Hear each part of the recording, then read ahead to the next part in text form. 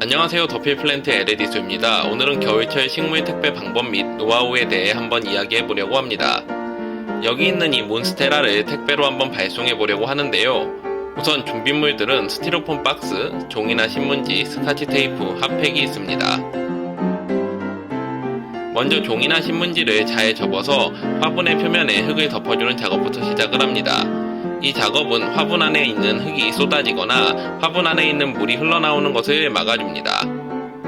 또한 택배 시에 사용하는 화분의 경우 아무리 완충제 포장을 한다 하더라도 토분이나 자기분은 깨질 위험이 있기 때문에 플라스틱 화분을 사용하는 것을 권장드립니다. 일단 화분 표면의 흙을 종이로 다 덮고 난 뒤에는 포장용 스카치 테이프로 꼼꼼하게 화분과 종이를 감아줍니다. 화분에서 식물이 심겨있는 부분을 제외하곤 화분을 테이프로 전체적으로 감는다는 느낌으로 테이프를 붙여주면 됩니다.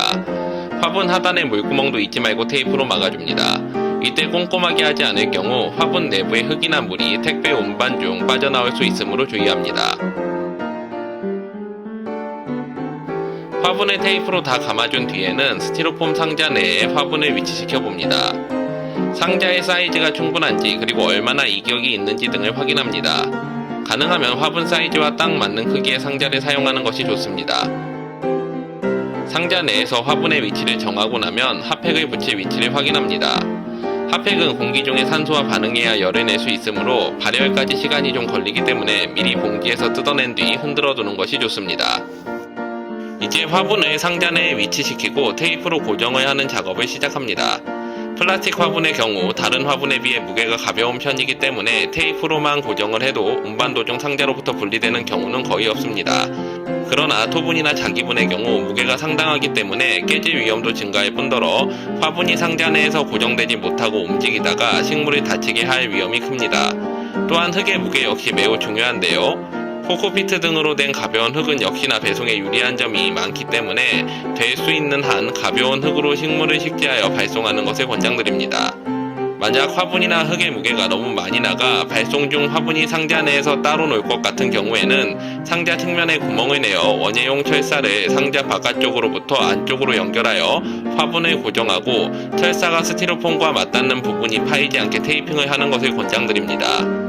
하지만 이 역시 무게가 많이 나가는 화분에 대해서는 안전하지 않기 때문에 될 수 있는 한 무게를 최소화하는 것이 좋습니다. 무게가 적게 나가면 택배비에서도 이득을 볼 수 있습니다.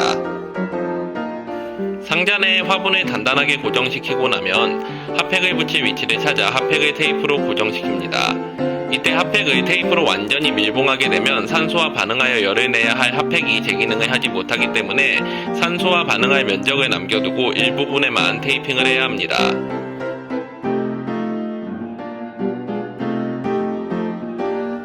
핫팩까지 모두 붙이고 나면 상자 뚜껑을 덮기에 앞서 마지막으로 화분이 상자 내부에 제대로 고정이 되었는지 확인을 해봅니다.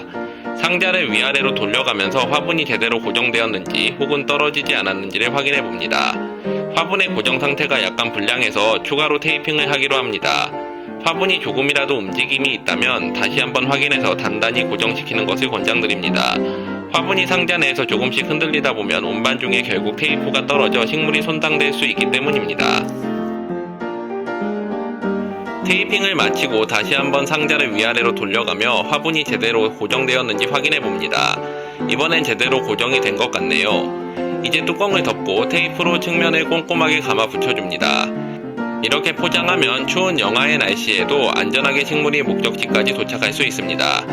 식물을 다 포장했는데 깜빡하고 화분 받침을 빼먹었네요. 다음에 포장할 때에는 실수하지 않고 넣을 걸 다 넣었는지 확인해 봐야겠습니다.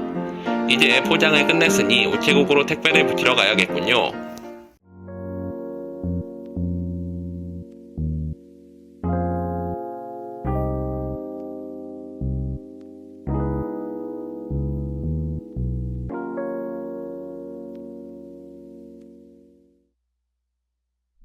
이제 포장한 몬스테라를 우체국에 택배로 발송하기 위해 출발합니다.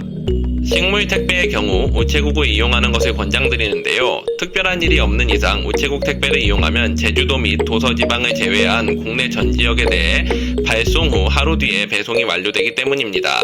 장시간 상자 안에서 견디기 힘든 식물의 특성을 감안하면 가장 신속하고 정확한 택배를 이용하는 것이 좋겠죠.